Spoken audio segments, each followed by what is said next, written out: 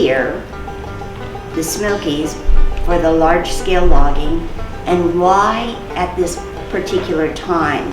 Because when you look in retrospect, you see it was just ripe for the pickings, basically, okay? So one of the things in our beautiful Smokies, again, making us a UNESCO site, is the fact that we are 95% trees. Okay, this is our preserved national park now, 95% trees. And as I said earlier, before the logging companies came in, only 10% of this area had been logged. So you couple that with the fact that in the Smokies we have 130 varieties of trees. This is a gold mine for logging, and it was almost like a no-brainer. And you have to remember that when logging companies who are contracted for commercial size furniture wood, cabinetry, for fine uses of woods, they're looking first and foremost, is there any cherry wood in this area? Because what's going to come down first is not going to be what is basically your construction woods and your pulpwoods. So of all the trees here, the 130 varieties, we did have cherry wood, maybe 5%. It wasn't a lot, but we did have a small percentage of mahogany. We had some walnut. We had, up until the blight of the 1930s, 40% of the trees in the Smokies were American chestnut. And you could have a whole nother really topic on that, because for the mountain people, if you had a large chestnut tree on your land and you collected the chestnuts in the fall, let's say you got 10 bushels of chestnuts off of a very, very large, mature, good chestnut tree. A bushel of chestnuts in the early 19-teens is worth $4. That was a lot of money, and cash wasn't something that they usually saw. Chances are they just get credit at a store, but that was like having money in the bank. The bear, the turkey, they depended on the chestnuts. That was a major change of living, I should say, when the chestnut was gone. So they did not log it so much then. They kept it for the chestnuts, and they did log it. They did because when the companies came in and they bought up large scale amounts of acreage, yes, they did log it. And because the chestnut, one of the other trees here, like the tulip, both of these trees were regarded as being rot resistant. And so the chestnut for the mountain people was one of your common trees for building your split rail fences, for building a smokehouse, an apple house, a crib house, because again, like the tulip, it was considered a rot resistant tree. In an area that is a temperate rainforest, that was pretty important. So this area was just ripe for the pickings. And you also have to remember that time frame. We're at 1900 and 1901. Our president, Teddy Roosevelt, the great conservationist, he made a speech about what was happening in America. And he made it from the perspective of a conservationist. He made it to alarm America that the great, great bastions of the continent, the North American continent in America, are bastions of virgin forests, were depleted in about 100 and some years. And it was an alarm. Well, what's so amazing, he was making comparisons of the beautiful white pine forests of Maine were now gone. Our pines of New Hampshire and Vermont, gone. And then he went over to the Pacific Northwest, and those beautiful, beautiful great pines were gone. And in this speech, he said, the last bastion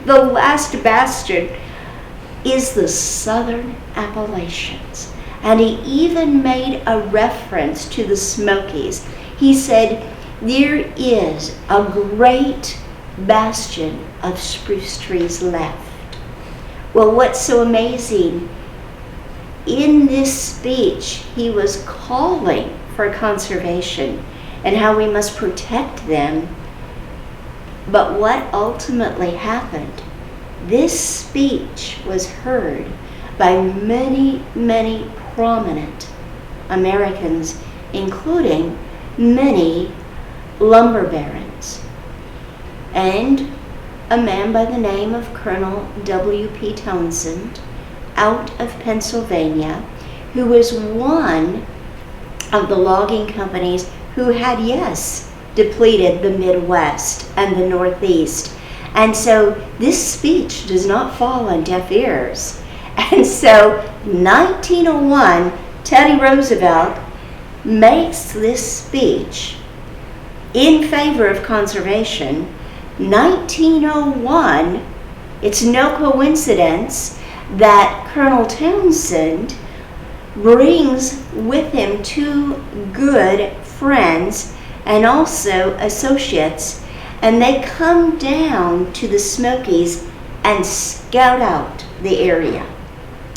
Well, what is the city of Townsend today was then referred to as Tang, T-A-N-G.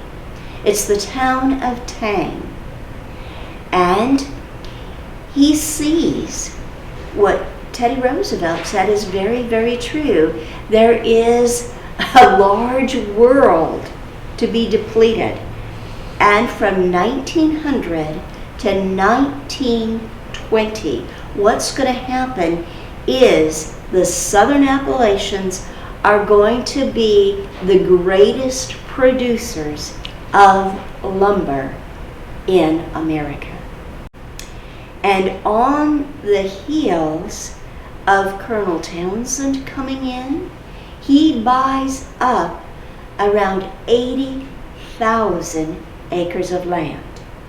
And he's paying between $1 and $3 per acre for these 80,000 some acres. So he's going to have the second largest lumber company.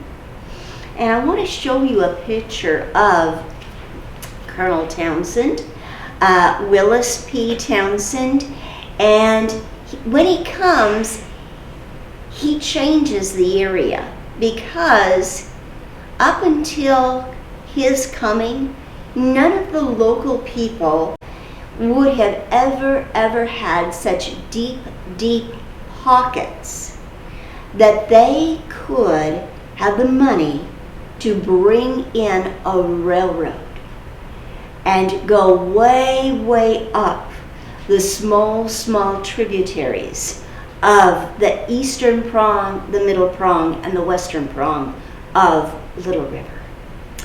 And so that's going to change things dramatically, because he's got deep, deep pockets.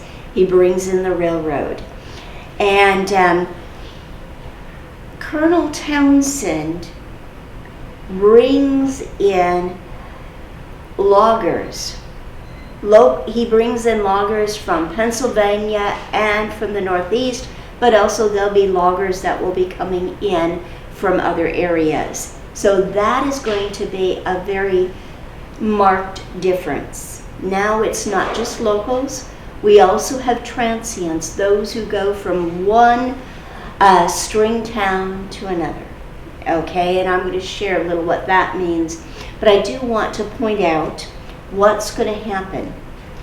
From 1900 to 1939, when the last load of logs was pulled out of our national park, okay, 1939. So we always say approximately about 40 years commercial logging in the Smokies. From 1900 to 1940, there were 19 paper and lumber companies, okay, that basically, these are their land holdings. We had Montvale, we had along the Ritter Lumber Company, along Hazel Creek, we had along Forney Creek, we had companies. They always tried to be off of a major creek system for floating those logs and so forth. But Little River was not the largest. It was the second largest. The very, very largest lumber company that came in around 1906 and 1907 was called Champion Fiber and Paper Company out of Hamilton, Ohio. And what's going to happen, they purchased 90,000 acres of land. It's 1/5 of what is parkland today. But they have the upper reaches, the highest points of what is now our national park. They had Mount LeConte, they had Greenbrier, they had what today Kuwohi or Klingman's Dome. They had all the high elevations, and they're going to forever change the high peaks of the Smokies, okay? And so with the 19 paper and lumber companies, there's going to be lumber camps, logging camps. Sometimes they'll be in tents, sometimes they'll be in 12 by 12 shanties that are brought in by the box cars, the flat cars, and when they're done clear cutting one area, they will simply load up those portable 12 by 12 shanties and put them on the flat cars and move further upstream, okay, up to Fish Camp Prong, up to Sam's Prong, and so forth.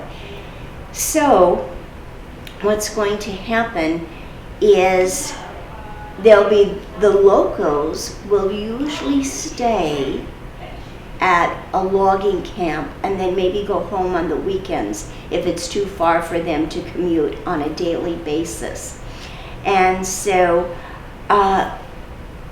Mr. Townsend, he realized very easily on, or quickly I should say, that the Little River, its headwaters come off of what is Kuwohi, or Klingman's Dome as it was most recently known. And that is our highest peak in the Smokies, 6,643 feet. Third highest peak east of the Mississippi River. And so Little River is its headwaters. It has 3 prongs.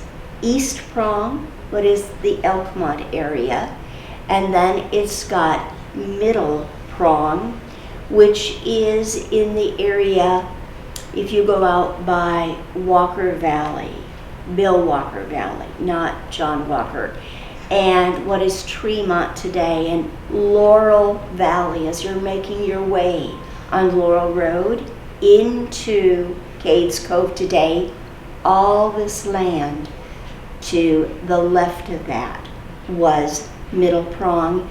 And then you go way to the western part of what is Townsend, or named after Colonel Townsend, and then name change came in 1902 from Tang to Townsend, and that is the Tuckaleechee Cove. Well, that is the western prong of Little River. And that is where, when Colonel Townsend moved in, that's where he first started on the western side, not at Elkmont. Elkmont was the largest and most developed because there were 40 tributaries in the Elkmont area. So it's natural he has his home, a beautiful, beautiful big home that he builds in the town of Townsend, right by his sawmill.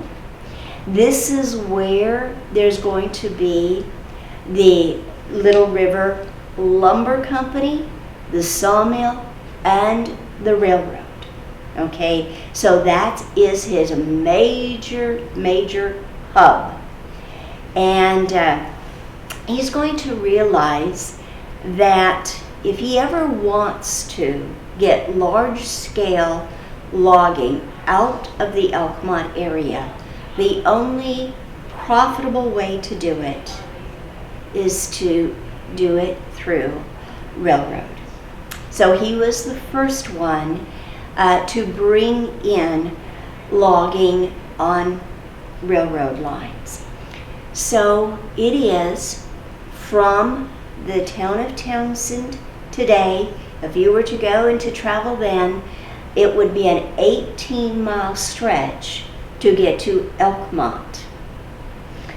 Elkmont was where he would have his eastern, the eastern prong of the Little River, where he would have his eastern sawmill headquarters. There would be a logging camp there. There would be a company store, of course, your commissary.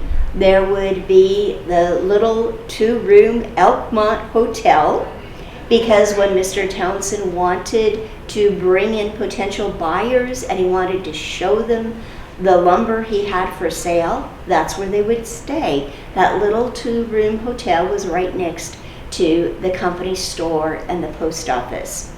So there was also going to be a little church, and there was your logging camp there. Now, it became known as Elkmont after the logging, because it was Little River, and it was the Little River Settlement, the name that the mountain people had for it. It would not be referred to as Elkmont until Mr. Townsend, a well-to-do industrialist, was very, very good friends. He was a man of influence. He had a name, and he knew a lot of powerful people in Knoxville. They were doctors, they were lawyers, they were businessmen, they were politicians. And the one thing that they had in common, they were members of the Fraternal Order of Elks. So I have to sort of chuckle as I am on my bus groups, and people from out of state or even other parts of the state automatically assume that we're in Elkmont area, named for the 4-legged critters. And I gently try to correct that, because Mont is simply short for mountain. You know, the Pi Beta Phi had Aeromont. Over in North Carolina, we got Smokemont for the Champion Fiber and Lumber Company. That was part of their logging camp. Whenever you see that Mont, M-O-N-T, simply short for mountain. But it was Elks, as in the fraternal order of Elks. And Mr. Townsend decided to make some donations to his friends in the form of an Appalachian clubhouse. And later on you'd have the Wonderland Hotel. But he also was leasing land, selling land, donating some for the purpose of recreation, for fishing, for hiking, and simply for hunting in these mountains. And so this is where we get the term Elkmont. And I want to say that because his time when he started the logging camp at what is now today called Elkmont, the time frame was about 1908. And he'd already given some land to some friends, but it was very little. So it still would have been referred to overall when it was being logged as a little river. So what happens when he is done with the western prong of the Little River along by Townsend and where the Y is today and all in that area, and going further west from the Y, he then comes to the eastern prong and to Fighting Creek Gap and all that area, what is Elkmont today. And actually, the middle prong will be his very last area to make an attempt to log. So he sees there's large, large groves of virgin wood here that I can profitably cut and transport only by railroad. So he's got an 18-mile stretch to get through what was known as the Little River Gorge, solid rock. And he's got to dynamite that before he can even think about bringing a train through. And if you were high hazard, if you were a man who was working on laying the tracks and doing the railroad, and you were willing to work on the dynamite crew, that meant an extra 50 cents a day. And you literally were risking limbs, but, an arm and a limb. But that was good money back then, and so that was hazardous pay when you're on the dynamite crew. But so they had to blast through that gorge. And so it was costing him to make that 18-mile trek into what is now Elkmont today, through the gorge. It was costing him $20,000 per mile to clean it and lay that track. And it must have been considered pretty profitable. But Mr. Townsend, always being a good industrialist, a good entrepreneur, so he is loading up these logs and sending them back to the sawmill in Townsend. But he also knows that there's a little town called Walland, okay, just a few miles to the west of what is now Townsend. And there is two men, this is how we get the name of Walland, Mr. Walton and Mr. England, okay? That is a contraction of their two names, and we name it Walland. The very large Schlosser Leather Company that is tanning hides, thousands upon thousands of hides each month, and they need tannic acid. Well, Mr. Townsend, when these trees the bark is taken off, a lot of this can be headed right over then to the tannery in Walland. So he tries to use his skills in every way he can. Well, he also notices people wanting to come to the Smokies. But at this point, we have very, very few contraptions known as automobiles. I love what John Muir says, and I have to throw this in because I was married at Yosemite. I have a love for Yosemite and have done a lot of trekking and studying about it. And John Muir, when he witnessed the arrival of the first vehicle into Yosemite, he said how he despised the mechanical beetles that were overtaking the land. Well, as of yet, we had very few mechanical beetles, and I'm just throwing that in, but we had very few mechanical beetles. In the Smokies, we were not a national park. This was poor country. It was still wagons and hacks, wagons pulled by a team of horses or simply walking or horseback. So Mr. Townsend realized people want to come to these mountains, but it's very, very difficult. I know what I can do. I'm going to accommodate them. So in 1909, he decides, I'm going to add passenger trains to my flat cars. I will add some open coaches, and I will also add some that are covered. And I will offer them for $1.25 a round trip to the Little River Elkmont area.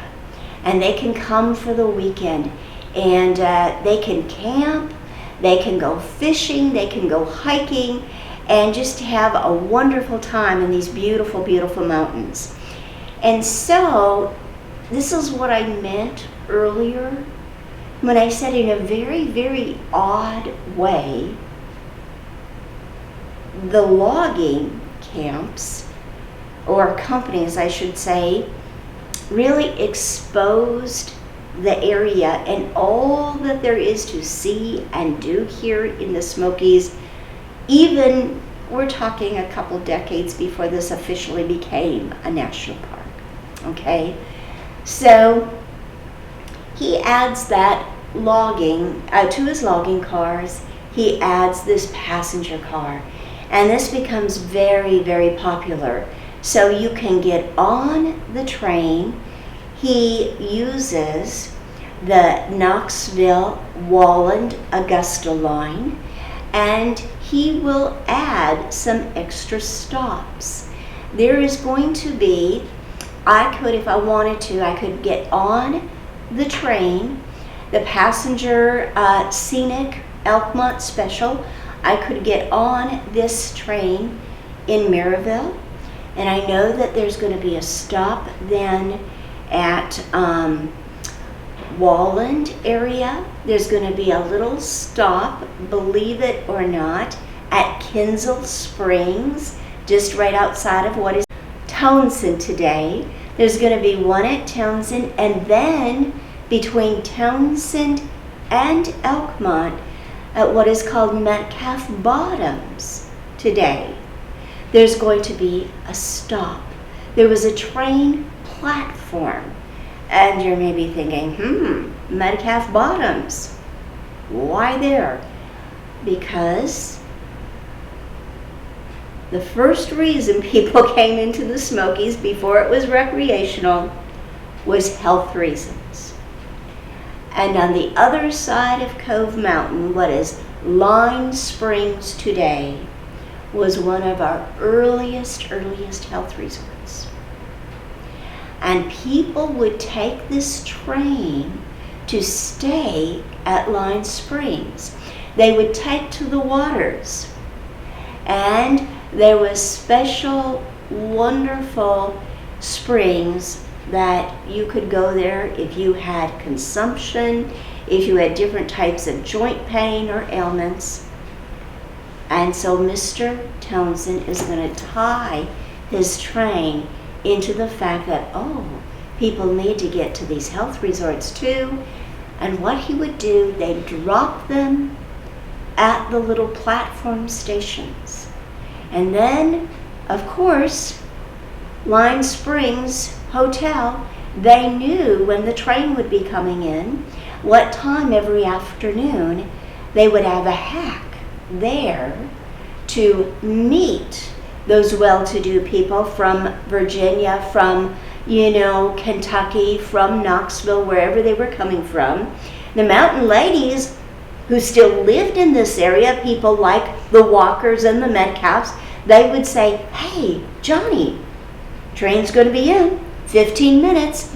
Why don't you run down to the station? Because there's going to be some of those ladies with their great, great big satchels. Some might come with steamer trunks, and they might be big.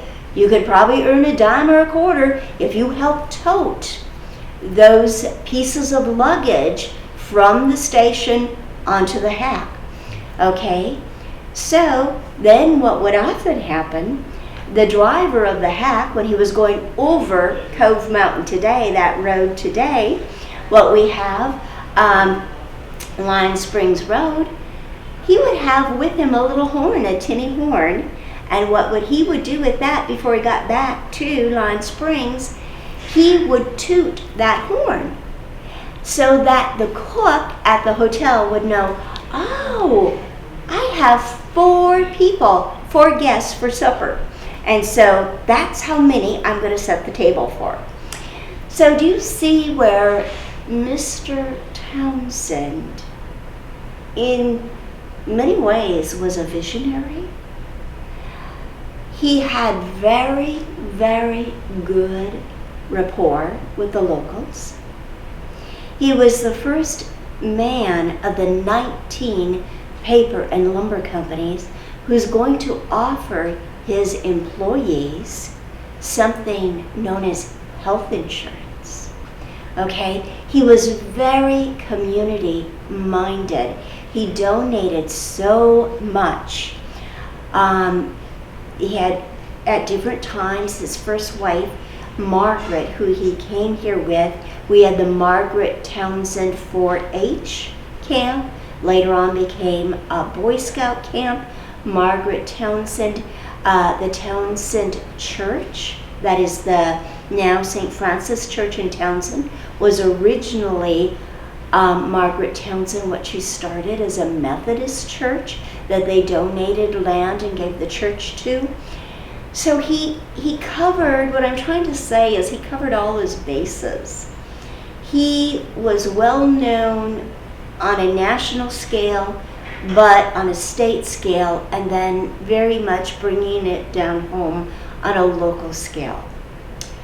So if you were one of his loggers, he had pretty good pay, 65 cents to $1 a day. You'd have about a 10-hour day, okay? And you would be paid with company script. So that meant it was sometimes called Dugaloo.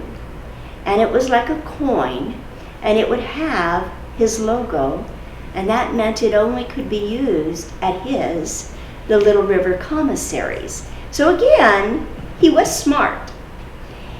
And sometimes they took advantage, I would say, of people and charged a little more than they should have.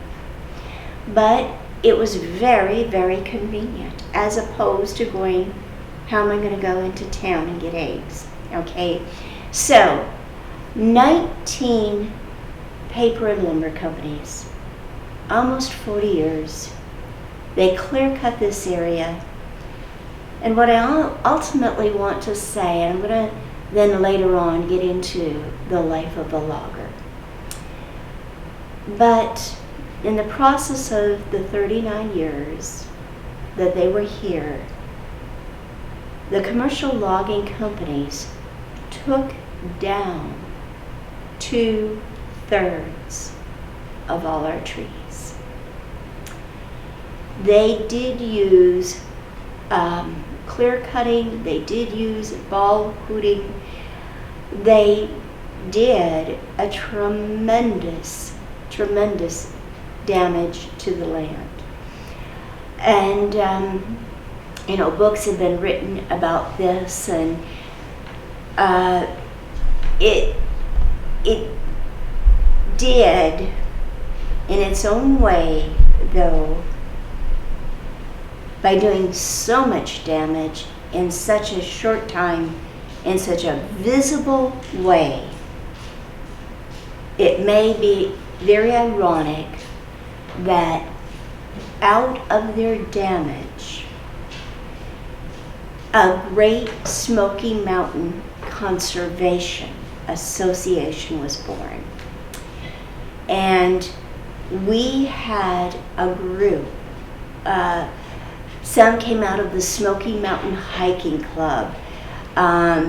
We had other people like Colonel Chapman, the Davises, who were strong conservationists, who formed this association, and they brought this fight for conserving what was left to the forefront. And they brought the issue that something has to be done, and done soon. And so through the back door, in a very ironic way perhaps, it showed how very, very much this area merited a national park.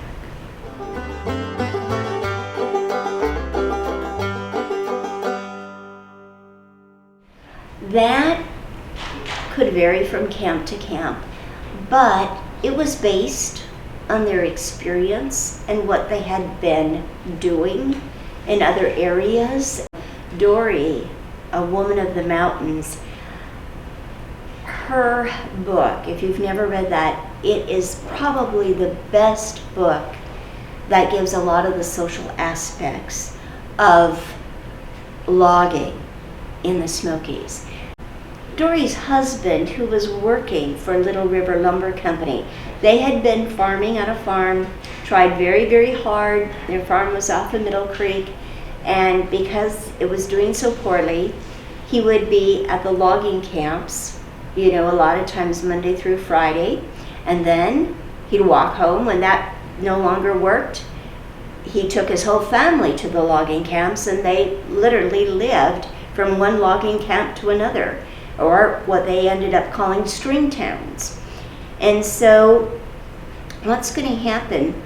One day, he's cutting down a very, very large tree, and he noticed that when he hits this tree, he has cut about a dozen copperheads right in half. And that summer, he kept track of the number of copperheads that he had run into, and it was a little over 300. So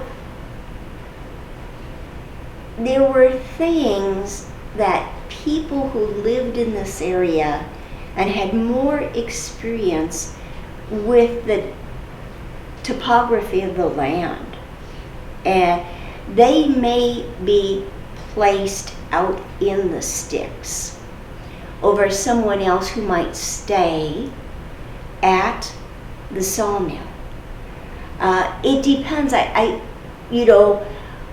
The nature of the work. I just think they used, if you were used to doing this type of work in the Midwest or the Northeast, when practical, we'll try and put you here. But sometimes when you had to be outside every day and you knew the Smokies because you were born and raised in this area, You knew what, for example, was probably poison oak. You knew, hey, you know, I'm hungry, I can eat this. This brook lettuce, I can make something from this. You know, you knew the land, and so that would just seem to make good sense. But there were different hierarchies, almost like I mentioned, the crew that laid the tracks, and those that simply cleared the woods, those probably that were brute force who manhandled the logs, who did, you know, what I had mentioned earlier, the ball hooting. That was probably more brawn than anything. But so it would vary with the companies and the type of work.